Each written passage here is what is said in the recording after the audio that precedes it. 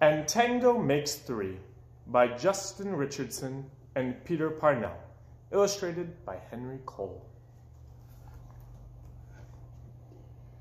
In the middle of New York City, there's a great big park called Central Park. Children love to play there. It has a toy boat pond where they can sail their boats. It has a carousel to ride on in the summer and an ice rink to skate on in the winter. Best of all, it has its very own zoo. Every day, families of all kinds go to visit the animals that live there. But children and their parents aren't the only families at the zoo. The animals make families of their own. There are red panda bear families with mothers and fathers and furry red panda bear cubs. There are monkey dads and monkey moms raising noisy monkey babies. There are toad families and toucan families and cotton top tamarin families too. And in the penguin house, there are penguin families. Every year, at the very same time, the girl penguins start noticing the boy penguins, and the boy penguins start noticing the girls. When the right girl and the right boy find each other, they become a couple. Two penguins in the penguin house were a little bit different. One was named Roy, and the other was named Silo. Roy and Silo were both boys, but they did everything together. They bowed to each other, they walked together, they sang to each other, and swam together. Wherever Roy went, Silo went too. They didn't spend much time with the girl penguins, and the girl penguins didn't spend much time with them. Instead, Roy and Silo wound their necks around each other. Their keeper, Mr. Gramsay, noticed the two penguins and thought to himself, they must be in love. Roy and Silo watched how the other penguins made a home. So they built a nest of stones for themselves. Every night, Roy and Silo slept there together, just like the other penguin couples. And every morning, Roy and Silo woke up together. But one day, Roy and Silo saw that the other couples could do something they could not. The mama penguin would lay an egg. She and the papa penguin would take turns keeping the egg warm until finally it would hatch. And then there would be a baby penguin. Roy and Silo had no egg to sit on to keep warm. And they had no baby chick to feed and cuddle and love. Their nest was nice, but it was a little empty. One day, Roy found something that looked like what the other penguins were hatching, and he brought it to their nest. It was only a rock, but Silo carefully sat on it, and sat, and sat. When Silo got sleepy, he slept. And when Silo was done sleeping and sitting, he swam, and Roy sat. Day after day, Silo and Roy sat on the rock. But nothing happened. Then Mr. Gramsay got an idea. He found an egg that needed to be cared for, and he brought it to Roy and Silo's nest.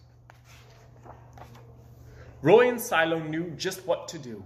They moved the egg to the center of their nest, and every day they turned it so each side stayed warm. Some days Roy sat while Silo went for food. Other days it was Silo's turn to take care of the egg. They sat in the morning and they sat at night.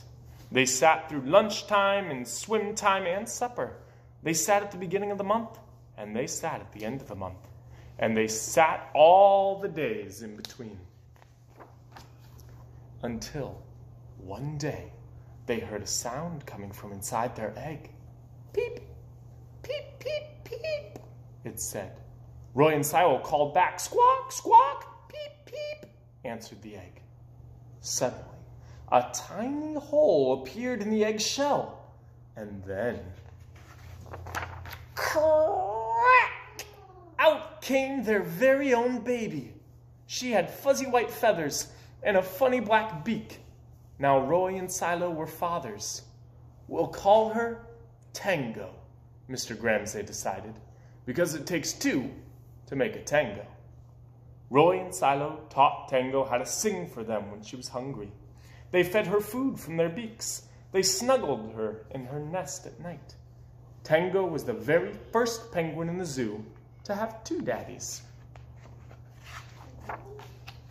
Soon, Tango grew strong enough to leave the nest.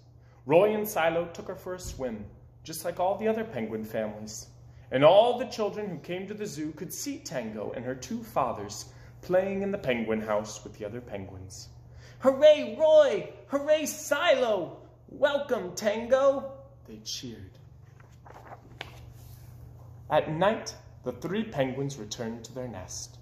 There they snuggled together, and like all the other penguins in the penguin house, and all the other animals in the zoo, and all the families in the big city around them, they went to sleep. Author's note: all the events in this story are true.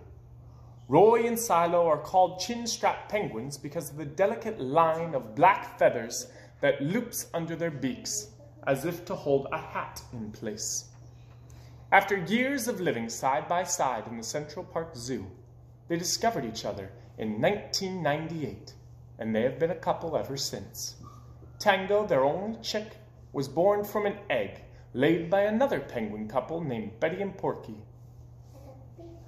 That couple had often hatched their own eggs, but they had never been able to care for more than one at a time.